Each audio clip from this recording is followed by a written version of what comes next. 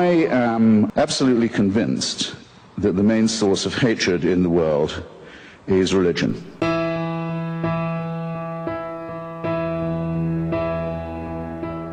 And I think it should be treated with ridicule and hatred and contempt. And I claim that right.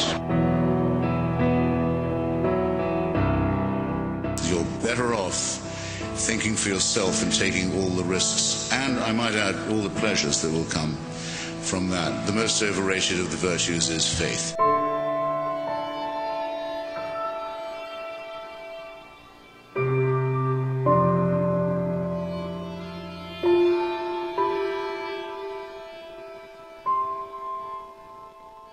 It would have to mean that the designer of this plan was unbelievably lazy and inept, or unbelievably callous and cruel and indifferent and capricious.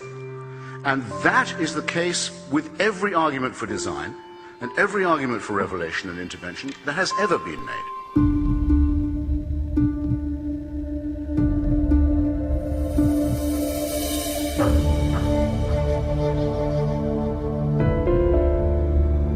Go love your own enemies, don't be loving mine. My enemies are the theocratic fascists. I don't love them, I want to destroy them.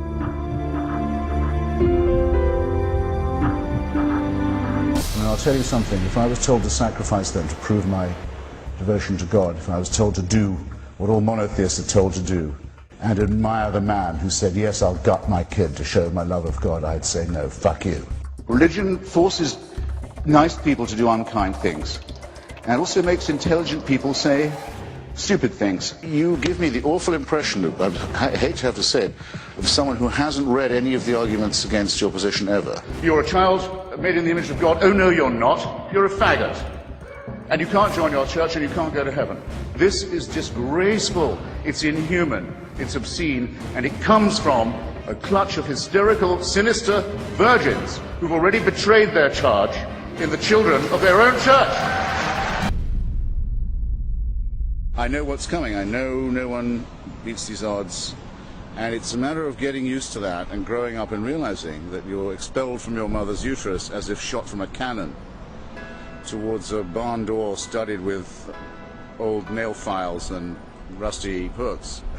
It's a matter of how you use up the intervening time in an intelligent and ironic way.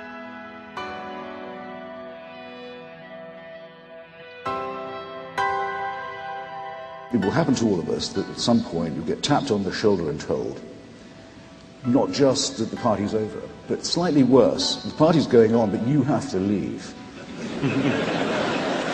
and it's going on without you. That's the reflection, I think, that most upsets people about their demise. To me, the offer of certainty, the offer of complete security, the offer of an impermeable faith that can't give way, is an offer of something not worth having. I want to live my life taking the risk all the time that I don't know anything like enough yet, that I haven't understood enough, that I can't know enough, that I'm always hungrily operating on the margins of a potentially great harvest of future knowledge and wisdom. I wouldn't have it any other way. And I'd urge you to look at those of you who tell you, those people who tell you at your age that you're dead till you believe as they do. Don't think of that as a gift. Think of it as a poisoned chalice. Push it aside, however tempting it is. Take the risk of thinking for yourself. Much more happiness, truth, beauty, and wisdom will come to you that way. Thank you.